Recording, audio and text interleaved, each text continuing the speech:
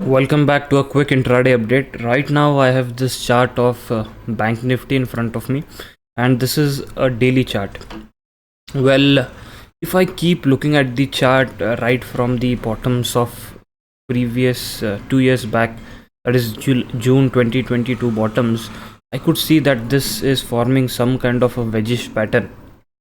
And even though the wedge pattern, or in EW terms we call it ending diagonal, even if you start to believe that if it is a wedge or an ED, then on a longer term basis, if the pattern has completed, we tend to see a breakdown which lasts for months.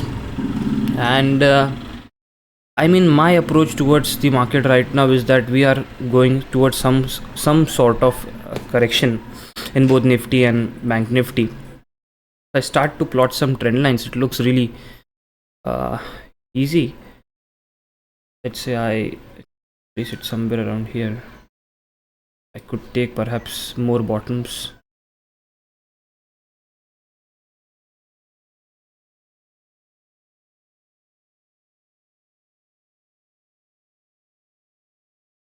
So this is what I'm looking at currently, that we are currently forming some kind of wedge pattern.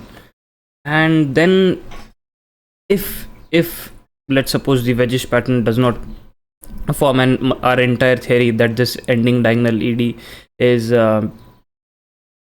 placed and we are going down is incorrect, even though then we could expect some sort of a short-term correction.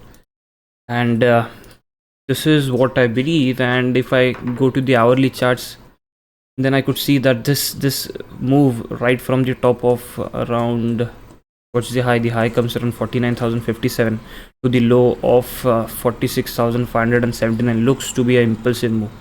It's really easy. If I want to label it, I could label it as 1 2 1 2 3 4 5 3 4, and perhaps the fifth wave on the downside, completing the overall impulsive move. By this, I just mean that if this is correct, if the overall hypothesis is correct, that this is a 5-wave decline, or this is just an impulsive decline where sellers absolutely dominated the markets, and this is a counter trend bounce, then I start to believe that okay, probably if this is an A wave and this is a B wave, then I would start to expect at least a wave C on the downside.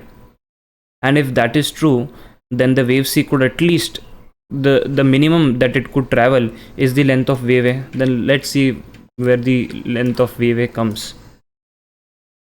And if I take 1 2 3 4 5, take wave A and put it up to the top of wave B, I get this level of around 46,200, which is the wave 1 extension, equality extension.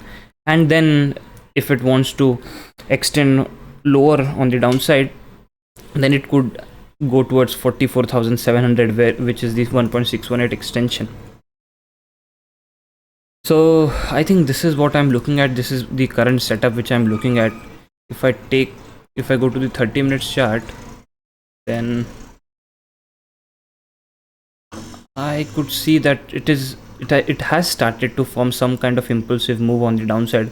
I could start to label this as this similarly as the way I labeled the previous impulsive move as 1 2 1 2 3 4 3 4 5, and then this as 1 2 1 2, and probably wave 3 to be unfolding on the downside.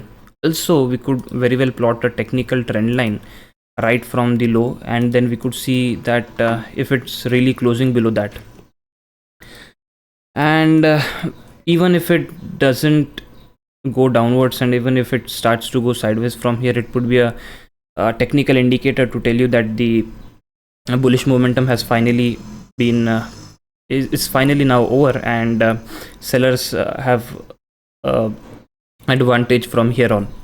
So close below the 30-minute candle, the low is around 48,220.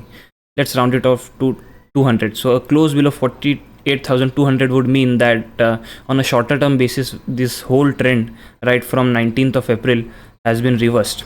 and we are now going on the downside, probably going on the downside.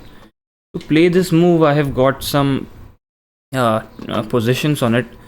All of these are May expiry positions. The May expiry is on I think 29th of May. It's on Wednesday.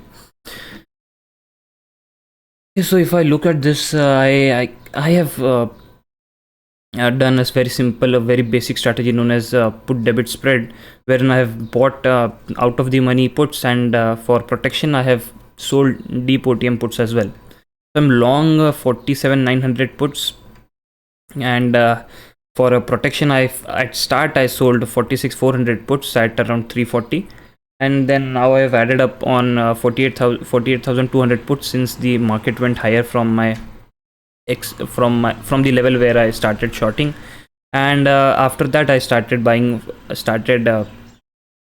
selling deeper OTM puts at around 263 levels. The strike price was around 46,500, and yeah, that is it. And if I look at the overall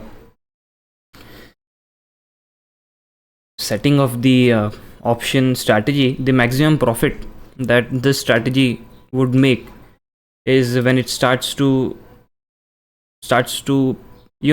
go above 46,400 levels, 460 levels. So 460 or 450 level is the average of 46,400 and 46,500 puts. It's the average of both the deep OTM puts that we have sold. And the break-even for this strategy is the break-even is at 47,444. So I'll only make money if it starts to go below 47,444. So this is the break-even level. I mean, it's really simple. If it starts to break below this trend line, there's a 60-70% chance that we are anyways going to go below 47,400.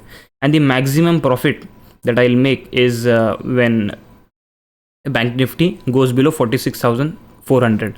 46,400 is below this swing low. So 46,400. This is 46,400.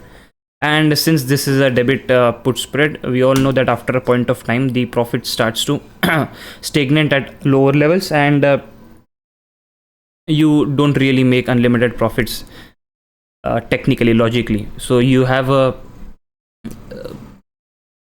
minimum downside for it, and you also don't have a really big upside when you buy those puts, since you really want to manage that theta decay, and for that theta decay you're just buying those, you're just selling those OTM puts. Well, that was it for the video. Thank you.